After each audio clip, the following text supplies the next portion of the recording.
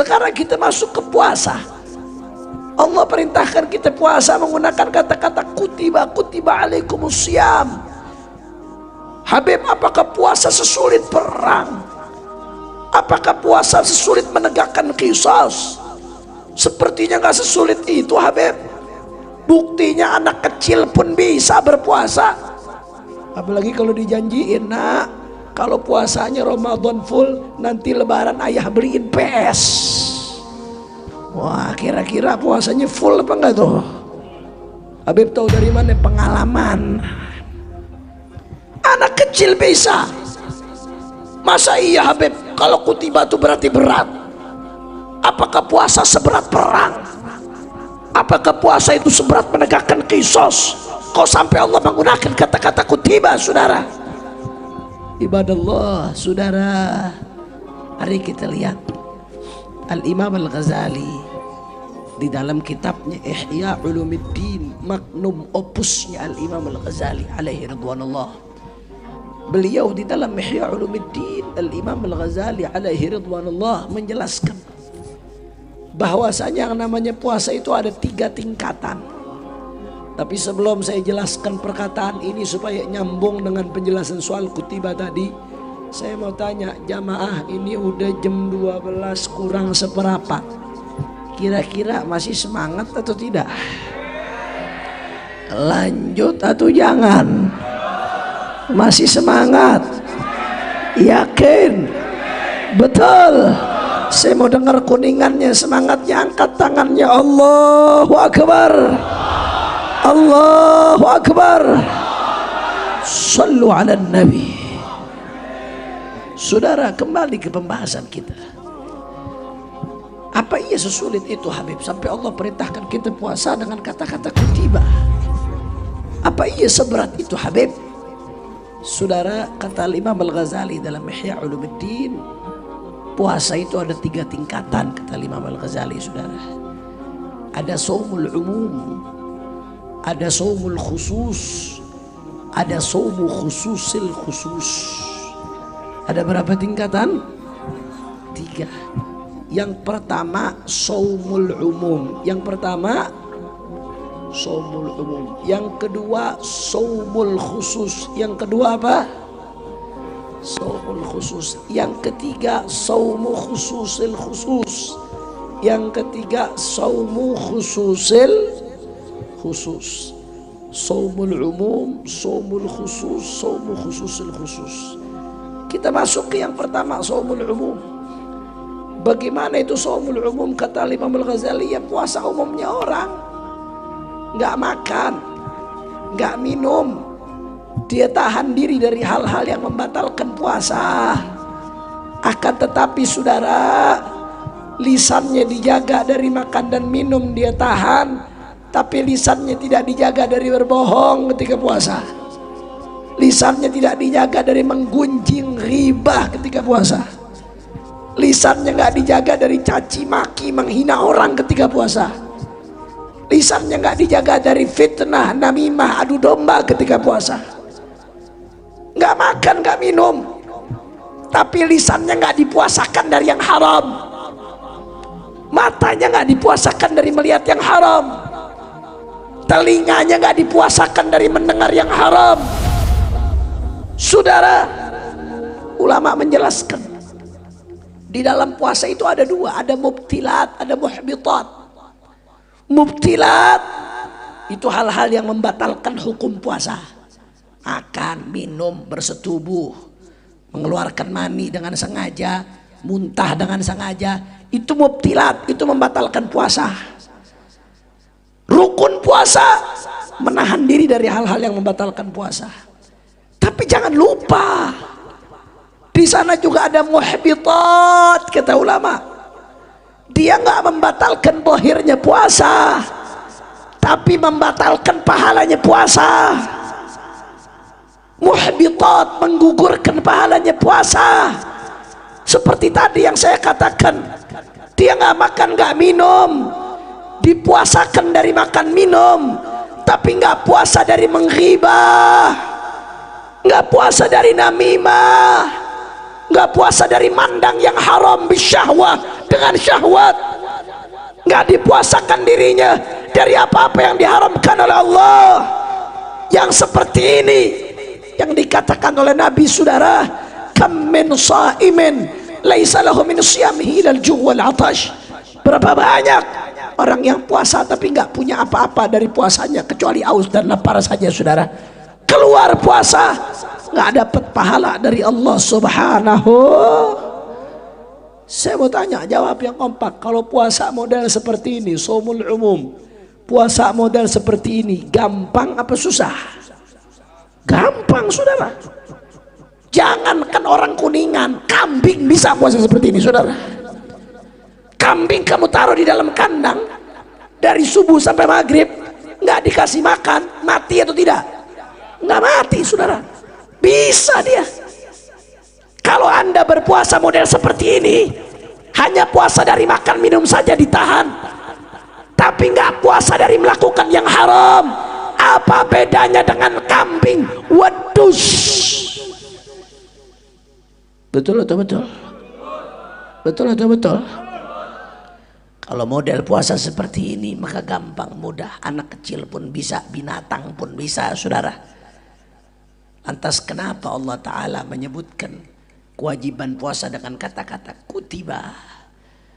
Katanya kalau perintah pakai kutiba itu berat, Beb. Mari kita lihat tingkatan berikutnya.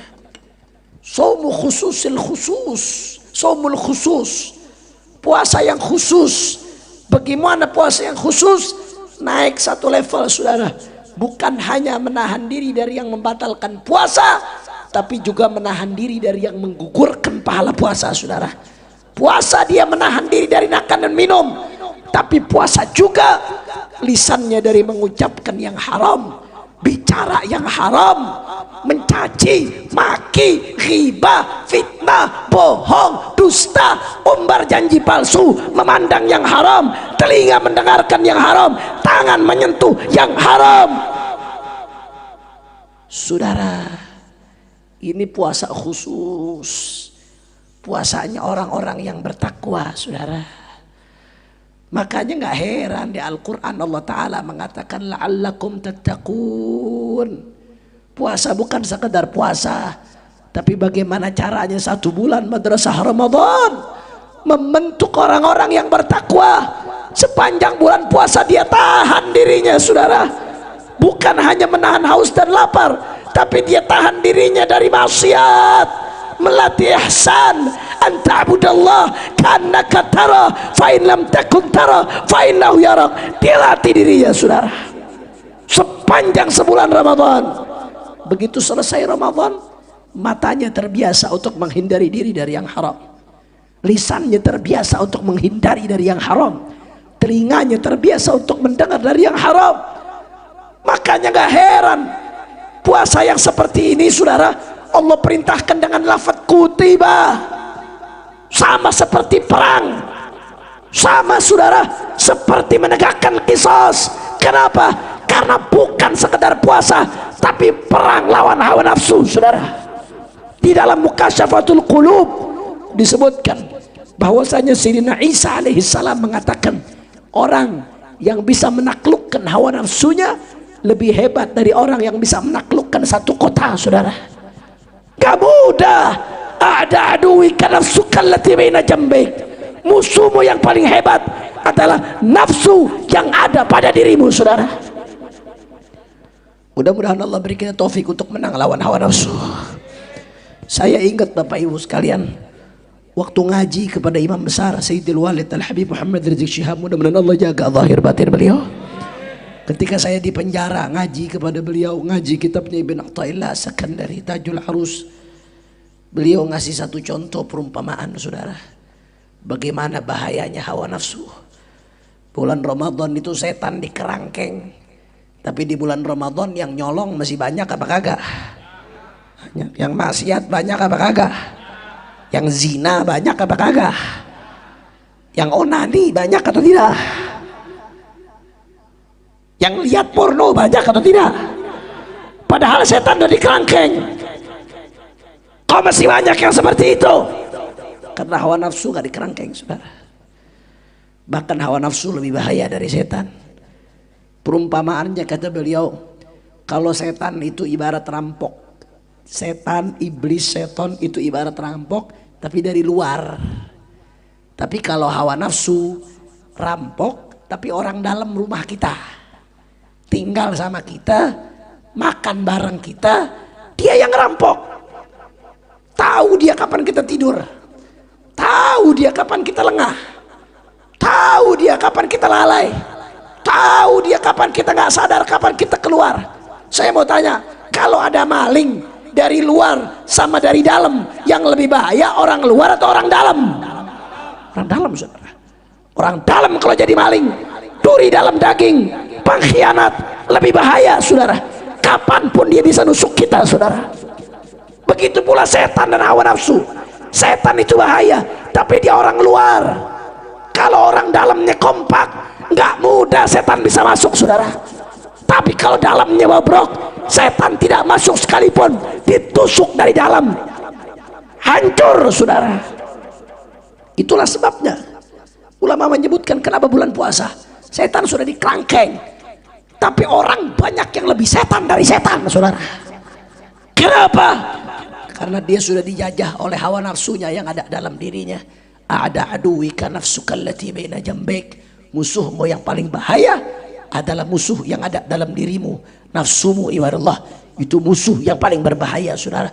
Seseorang yang jihad fisabilillah sekalipun, amar ma'ruf nahi munkar sekalipun, kalau bercampur dengan hawa nafsu, rusak amar ma'ruf nahi munkarnya, saudara. Rusak jihadnya, saudara. Tidak berkah, saudara. Hancur, saudara. Melenceng, saudara. Nggak heran kalau Allah perintahkan puasa dengan kata-kata kutiba. Karena targetnya apa? La'allakum tattaqun, agar kalian bertakwa. Maka targetnya menang lawan hawa nafsu. Saya mau tanya, begitu naik ke tingkat yang kedua, shaumul khusus seperti ini, berat atau mudah? Jawab yang jujur, berat atau mudah? Sulit atau gampang? Pantas Allah perintahkan dengan kata-kata kuti. Jelas atau tidak? Ini baru tingkat yang kedua, Pak, belum tingkat ketiga. Shaumu khususil khusus, lebih dahsyat lagi kata Imam Al-Ghazali.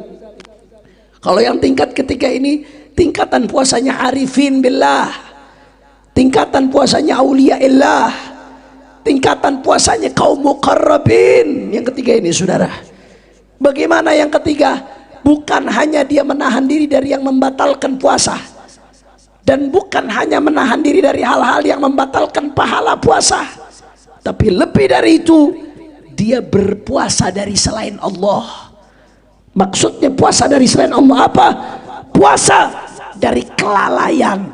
Yang ada di benaknya hanyalah Allah, hanyalah Allah. Ma fi qalbi ghairullah, tidak ada di hatiku selain Allah. Betul-betul dia resapi mana la ilaha illallah, la ma'bud biwujudin bilhaq bihaqqin fil wujud illallah, la maqsud illallah, nggak ada yang dia tuju kecuali Allah, saudara. La masyhud illallah, nggak ada yang dia saksikan kecuali Allah. Bahkan ketika dia melihat makhluk sekalipun, yang dia lihat bukan makhluk, tapi dia tahu, dia yakini di belakang makhluk itu yang menciptakan adalah Allah, yang bergerakkan adalah Allah, yang betul-betul mengendalikan semuanya adalah Allah. Makhluk ini hanyalah tunduk pada takdir dan qada iradanya Allah. La haula wa la quwata illa billahil aliyyil azim. Nggak ada mikirkan selain Allah. Seperti yang digambarkan oleh Imam Al-Haddad, yallah bidharrah min mahabbatillah afna biha an kulli ma siwa Allah wa la ara min ba'diha illa Allah al-wahid al-ma'bud rabbil arbab. Kata Imam Al-Haddad, beliau mengatakan, ya Allah, berikan aku satu tetes saja rasa cinta kepadamu, ya Allah. Satu biji darah saja rasa cinta kepadamu. Dengan satu biji darah tersebut, afna biha an kulli ma siwa Allah, Aku sudah nggak sadar selain Allah, aku udah nggak peduli sama selain Allah. Wala ara min ba'diha ilallah, yang di pikiranku hanyalah Allah, Allah, Allah, al-wahidil mahbudi rabbil arbab. Saudara, puasa yang ketiga ini puasanya para wali, puasanya para nabi, puasanya para rasul, puasanya kekasih-kekasihnya Allah. Sulit, nggak mudah, berat saudara. Tapi kalau Allah mau memberikan, saya mau tanya, Allah mampu atau tidak? Kalau Allah mau kasih kepada kita, Allah mampu atau tidak? Allah kuasa atau tidak? As-Sagi bagi saudara, yang maha memberikan itu masih hidup dan sampai kapanpun akan terus hidup, kekal, abadi, sebagaimana Allah mampu memberikan kepada para aulia Allah, para kekasihnya. Allah maha mampu, maha bisa untuk memberikan kepada kita. Mudah-mudahan Allah jadikan kita hamba-hambanya yang saleh, hamba-hambanya yang betul-betul hatinya betul-betul selalu dipenuhi dengan Allah dan baginda Nabi besar Muhammad sallallahu alaihi wasallam. Saudara, nggak heran kenapa Allah katakan dengan lafaz kutiba ketika perintah untuk puasa. Saudara, karena nggak mudah, nggak gampang. Puasa yang kita jalani saudara, diharapkan betul-betul dalam Al-Quran disebutkan la'allakum, agar kalian bertakwa. Karenanya ibadallah, udah cukuplah berapa puluh tahun kita hidup, Ramadan demi Ramadan kita ketemu, tapi nggak ada perubahan saudara. Nggak pernah kita berusaha untuk mendaga diri dari yang haram di Ramadan. Ramadan dari Ramadan kita nggak ada perubahan. Ramadan keluar masuk Ramadan kita belum merasakan nangis baca Al-Quran. Ramadan ke Ramadan kita belum merasakan bagaimana nangis ketika sujud. Ramadan demi Ramadan kita nggak merasakan bagaimana mujahadah melawan hawa nafsu supaya nggak maksiat, supaya nggak melakukan yang diharamkan oleh Allah. Sehingga karena kita nggak ada perubahan, akhirnya keluar masuk Ramadan sama saja saudara. Mau sampai kapan seperti ini saudara? Maka tancapkan mulai malam hari ini, tancapkan, ya Rab, hamba ya Rab ingin menyambut bulan Ramadan dengan penuh ketakwaan ya Allah. Hamba ingin baca Quran ya Allah. Hamba ingin sholat berjamaah ya Allah. Hamba ingin meninggalkan diri dari maksiat ya Allah. Hamba ingin terus berzikir ya Allah. Hamba ingin amar ma'ruf nahi munkar sepanjang Ramadan ya Allah. Ya Allah, tapi hawa nafsu hamba menghalangi hamba dari kebaikan. Tapi hamba memiliki Engkau ya Allah. Maka berikan kami taufik, sampaikan kami ke bulan Ramadan dalam keadaan lutuf wa afiyah ya Allah, dalam keadaan sehat wal afiyah. Gerakkan kami untuk beribadah di bulan Ramadan, untuk betul-betul memuliakan bulan Ramadan, sehingga kami tidak keluar dari Ramadan kecuali kami, orang tua kami, sanak famili kami, guru kami, anak kami, santri kami, semuanya Engkau catat termasuk yang mendapatkan Lailatul Qadar ya Allah, termasuk yang Kau bebaskan dari api neraka ya Allah. Amin ya Rabbal. Maka tancapkan mulai malam hari ini saudara, tancapkan, niatkan. Man fataha baban min abwabin niyah fatahallahu lahu 70 baban min abwabit taufiq.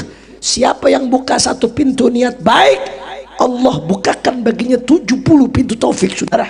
Tancapkan di hati kita ya Allah, jangan sampai tahun ini saya nggak hatam Quran ya Allah, beri hamba kekuatan. Jangan sampai tahun ini hamba bolong tarawihnya ya Allah. Jangan sampai tahun ini hamba bolong sholat jamaahnya ya Allah. Jangan sampai tahun ini Ramadan hamba penuh dengan maksiat ya Allah. Ya Allah, tancapkan ini malam kita kembali kepada Allah Subhanahu wa taala, menyambut bulan suci Ramadan. Mudah-mudahan diberkahi oleh Allah Subhanahu wa taala. Amin ya Rabbal